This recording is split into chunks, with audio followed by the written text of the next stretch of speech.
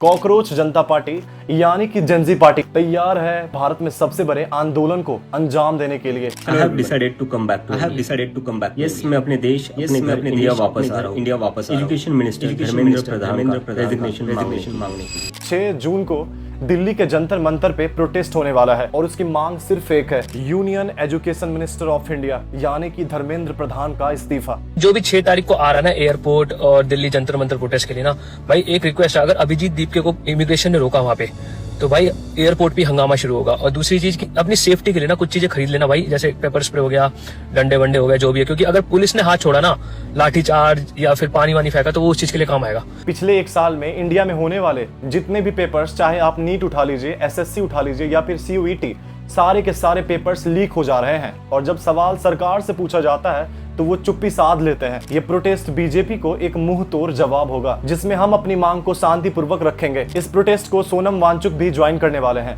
भारत में आंदोलन बदलाव की पहली सीढ़ी रही है, चाहे वो चंपारण से उठा हुआ आंधी भारत में फैला हो। आंदोलन देश को एक नई दिशा देती है। अब देखना ये होगा कि इस प्रोटेस्ट से इंडिया के लोगों को, खास करके स्टूडेंट को, कितना फायदा मिलता है। अब ये बात कहीं भी छुपी हुई नहीं है कि संविधान को पॉलिटिकल पावर्स कंट्रोल कर रही हैं। गवर्नमेंट में बैठी बीजेपी इस बात को समझती है कि आज का युवा देश को बदलने के लिए कोई भी कीमत चुकाने को तैयार है, लेकिन बस अब डर इस बात का है कि पॉलिटिकल पार्टी के गुंडे आंदोलन में घुसकर कोई गुंडागर्दी न कर दे और हंगामा न कर दे, जिसका खामियाजा हम भारत के कॉकरोचों को न झेलना पड़ जाए। नमस्कार।